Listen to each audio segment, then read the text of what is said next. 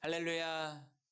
주님 안에서 평안하시고 성령 충만하시기를 주님의 이름으로 축복을 드립니다. 여러분, 9월이 시작되었습니다. 새로운 달, 새로운 하루를 통하여서 무언가를 기대하는 게 혹시 있으십니까? 저는 하나님이 너무 기대됩니다. 우리 손잡는 교회 안에서, 그리고 저 목사에게, 그리고 하나님은 무엇을 말씀하시고 무엇을 이루시고 무엇을 주시고 무엇을 누리게 하실까? 너무 하나님이 기대가 되는 거예요. 여러분도 하나님이 기대가 되시죠? 우리가 하나님이 어떤 분인가, 우리의 제한된 머리와 상식과 우리의 경험으로는 하나님을 이해할 수 없지만, 우리가 지난 금요일에 살펴본 대로 예수 그리스도를 통하여 하나님의 자녀가 된 사람들은 하나님 나라 가족관계 증명서에 이름이 기재되어 있고 그 이름이 절대 지워지지 않는다라고 말씀드렸는데요. 이처럼 레위기의 표현으로 다시 바꿔서 말씀드리면, 하나님께 부름받은 사람들이 하나님과의 그 만남의 장소에서 특별한 은혜를 경험하고, 그 은혜가 바로 하나님을 기대하며 하나님의 말씀으로 향하는 자의 이 특권을 우리에게 알려주고 있습니다. 우리가 이렇게 살아가는 것을 제사 혹은 예배라고 부르는데요. 우리가 하나님을 기대할 수 있는 것, 하나님의 말씀이 있기 때문인 줄 믿습니다. 우리가 지난주에 번제 이 부분을 살펴보았어요. 번제를 크게 세 가지로 요약해서 말씀을 드렸는데 혹시 기억이 나십니까? 첫 번째는 흠이 없는 것을 드려서 하나님이 기쁘게 받으시도록 하나님께 드리라, 이렇게 말씀드렸습니다. 두 번째는 억지로가 아니라 자원하여 기쁨으로 하나님께 드리라, 이렇게 말씀드렸죠. 세 번째는 제사장이 있고 제사를 드리는 예배자 혹은 헌제자라고 하는 사람들의 역할이 다르지만 한 분의 하나님께 같이 예배를 드린다라는 것도 말씀드렸는데 기억나시죠? 우리가 5가지 손가락의 비유로 여러 가지를 배웠어요. 근데 이번에는 레위기에도 5대 제사가 있는데 이 5가지 제사를 이 손가락 비유로 한 번 더 우리가 읊어볼 수 있을 것 같아요. 저를 한번 좀 따라해 주시면 감사하겠습니다. 번제, 소제, 화목제, 속죄제, 속건제, 이렇게 해서 우리가 5대 제사에 대해서 계속 배워볼 것입니다. 그런데 오늘은 두 번째 제사인 소제에 관해서 잠시 나누어 보려고 합니다. 이 소제는 곡식으로 드리는 제사를 의미합니다. 번제는 어떻게 해요? 지난주에 본 대로 소나 양이나 염소나 집비둘기, 산비둘기처럼 생명이 있는 동물들입니다. 그래서 이 동물들을 어떻게 해요? 잡아다가 피를 제단에 뿌리고 각을 뜨고 가죽을 벗기고 그 제물을 제사장에게 주어 제사장이 제단 위에 올려놓고 불을 튀어 하나님께 올려드리는 방식으로 번제를 드렸습니다. 기억나시죠? 그렇지만 이 소제는 아까 말씀드린 대로 곡식 제사라 그랬어요. 곡식 제사의 특징은 피가 있다 없다? 네, 피가 없습니다. 소제를 말할 때 우리가 한 가지 의미를 떠올려 볼 수가 있는데 한번 좀 저를 따라해 주시면 감사하겠습니다. 모든 것의 주인은 하나님이시다. 하나님이 모든 것의 주인이 되신다라는 의미를 가지고 있습니다. 심지어 내 목숨, 내 생명까지도 하나님만이 유일한 주인 되심을 의미하는 것이죠. 그래서 내 시간, 내 물질, 내 몸으로 하는 모든 일들조차도 하나님의 주인 되심을 고백하며 하나님 안에서 쓰임받을 때 하나님께 감사함으로 드릴 수 있는 것이 바로 소제라는 것이죠. 이 소제를 드릴 수 있도록 하나님은 어느 특정한 대상만 부르시지 않았다라고 하는 거예요. 연말에 막 TV를 틀어놓으면 연예 대상 막 이런 거 하는데 아무나 가지 않잖아요. 초대를 받은 사람들만 그런 곳에 가지만 하나님의 부르심 앞에는 특정한 대상이 아닌, 한번 따라해 볼까요? 누구든지 하나님께 예물을 드릴 수 있도록 제한하지 않았다라는 것이에요. 저는 이것이 은혜이고 축복이라고 믿습니다. 누구든지의 이 은혜를 받은 우리 모두도 하나님께서 한 분 한 분을 각각 개개인으로 보시기도 하지만 손잡는 교회로 연합하여 한 사람 보듯이 하나님이 보시도록 한 거예요. 그래서 하나님 앞에 부르심을 입고 나온 모든 사람들을 주목하고 하나님이 집중하고 계신다. 이렇게도 말씀드릴 수 있어요. 너무 놀랍지 않습니까? 이 부르심을 받은 사람들이 불러주신 하나님과의 관계는 이 제사를 통하여서 이루어지게 됩니다. 예배를 드리면서 하나님을 더 확신하고 더 신뢰하게 되는 것이죠. 그러나 제사의 방식에는 선을 넘지 않게 하시는 하나님의 배려가 담겨 있어서 마음대로 드리는 것이 아니라 하나님의 방식대로 드리도록 안내하고 있습니다. 하나님과 사람들 사이에는 반드시 구분이 되어져야 한다는 거예요. 부모와 자식 간에도 선을 넘지 말아야 하는 것처럼 하나님과 사람 사이에도 하나님은 하나님으로 계셔야 되고 사람은 지음받은 대로 사람으로 있어야 안전하고 은혜롭습니다. 우리가 흔히 TV나 영화 같은데 막 나오는 대사들이 있죠. 선후배들이 나오는 그 대사들을 보면 선 넘네 막 이렇게 말하기도 하고 일상에서도 사람들이 이런 말을 많이 쓰는 경우들이 있는데 선을 넘을 때 여러분 어떻게 돼요? 그 관계는 그냥 깨져버리는 거예요. 선을 넘었을 때 사랑의 대상이 미움의 대상으로 바뀌어버리기도 하는 것이죠.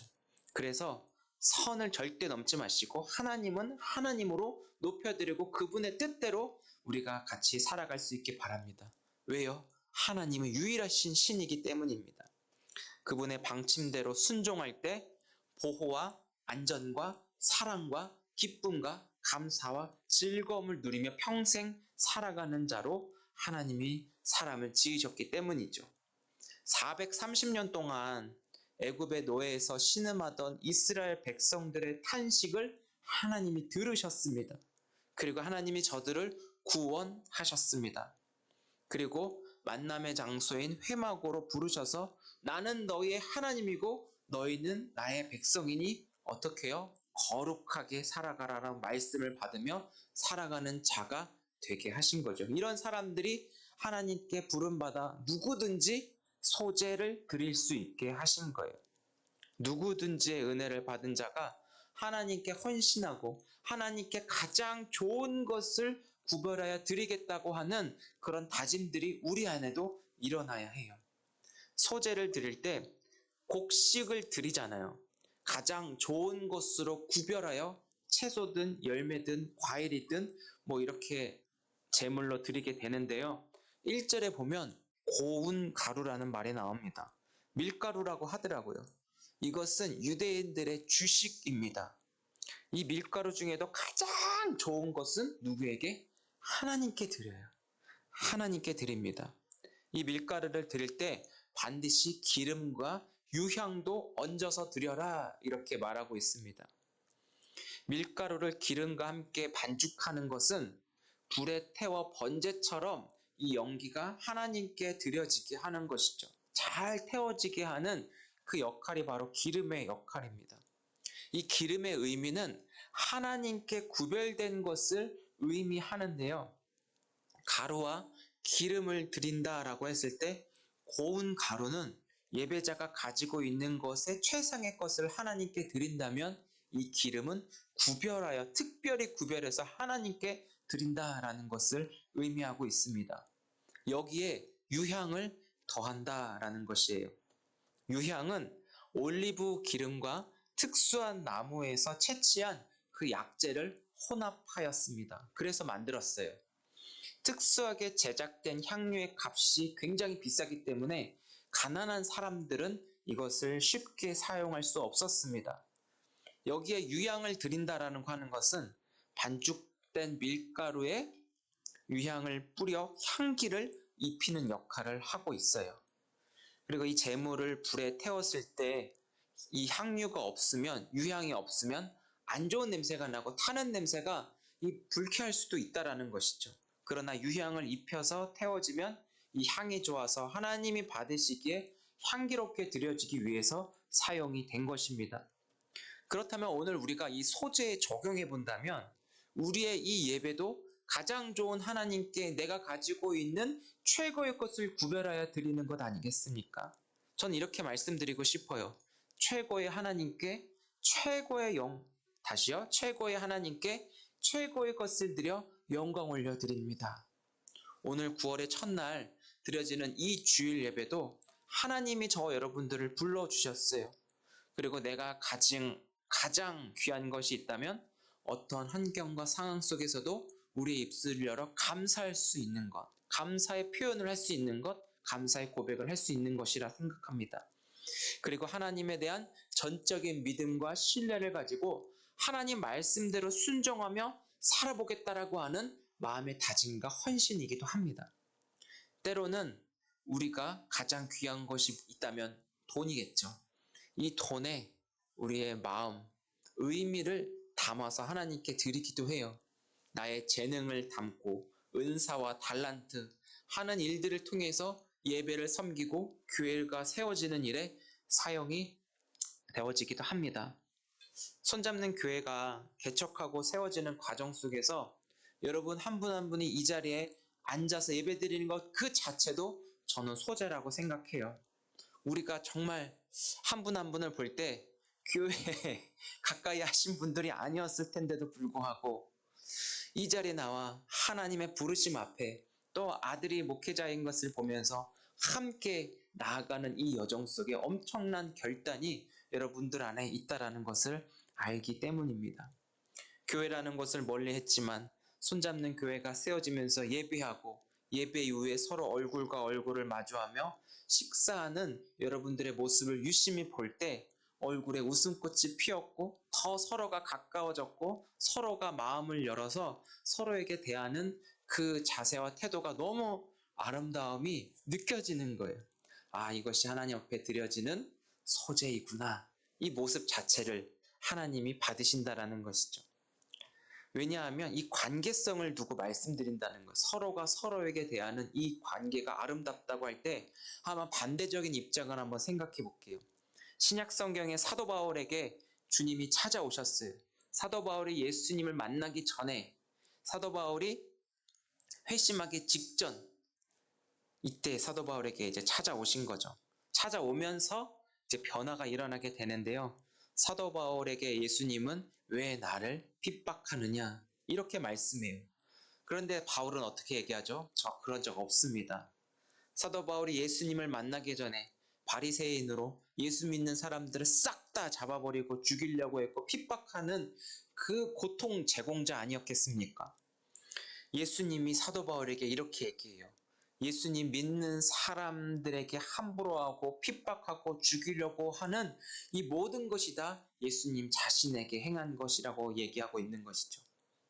우리 교회가 아직은 작지만 이 자리에 한 분 한 분 서로의 그 소중함을 느끼는 그 모습이 사도 바울이 예수님을 만나기 전에 핍박하는 그 모습과 굉장히 상반되고 너무 그냥 작은 인원 속에서도 아름다움이 느껴지니까 목사로서 너무 감사하고 행복한 거예요. 서로 얼굴과 얼굴을 마주하면서 안부를 묻고 격려하는 이 관계를 하나님이 기뻐하신다고요. 그리고 그것이 하나님께 예배로 제물로 드려진다라는 것이죠. 교회를 통하여 여러분들이 감사와 즐거움과 기쁨을 누리고 이것이 계속 쌓여 은혜를 누린다면 결국 다른 사람들에게도 함께 하나님께 초청할 수 있는 문이 열려지게 되는 것입니다. 이런 우리 모두를 하나님께서 친구여 동역자로 부르시고 계속 하나님 나라 위하여 쓰여지고 있다는 것을 믿으시기 바랍니다. 저 여러분들은 이런 특권을 지닌 사람들입니다. 이런 사람들이 드리는 그 소재, 그 자체를 어떻게 보면 소재로 하나님께 드려질 수도 있다는 것이죠. 하나님이 그 예물을 받으시는 것만큼 기쁜 것과 감사한 것이 없어요. 이것을 기념하라 이렇게 말하기도 합니다. 소재에 불을 태워 드릴 때 태워진 그 부분은 사람들의 정성이 담겨 있습니다. 이 정성이 담긴 태워진 그 부분이 바로 기념물이에요. 이 기념물은 하나님과 예배자와의 서로 생각하게 하는 도구입니다. 여러분 여호수아라고 하는 사람이 있는데요. 여호수아가 가나안을 정복하기 위해서 어디를 건너죠? 요단강을 건너야 하는데 예, 건널 수가 없는 강이 범람해서 사람이 건너면 그냥 빠져 죽거나 휩쓸려 가게 쉽상해요. 근데 하나님께서 이스라엘 백성들에게 길을 내주어서 그 강을 건너게 해주셨습니다. 이것을 기념하며 하나님의 일하심, 하나님을 기념하며 생각나게 하는 사건이 바로 요단강 도하 속에서 우리 한번 여호수아 4장 5절에서 7절을 읽어보셨으면 좋겠어요. 여호수아 4장 5절에서 7절을 같이 읽어보겠습니다. 시작. 그들에게 이르되 요단 가운데로 들어가 너희 하나님 여호와의 궤 앞으로 가서 이스라엘 자손들의 지파 수대로 각기 돌 한 개씩 가져다가 어깨에 매라. 이것이 너희 중에 표징이 되리라. 후일에 너희 자손들이 물어 이르되 이 돌들은 무슨 뜻이냐 하거든 그들에게 이르기를 요단 물이 여호와의 언약궤 앞에서 끊어졌나니 곧 언약궤가 요단을 건널 때 요단 물이 끊어졌으므로 이 돌들이 이스라엘 자손에게 영원한 기념이 되리라 하라 하니라. 아멘.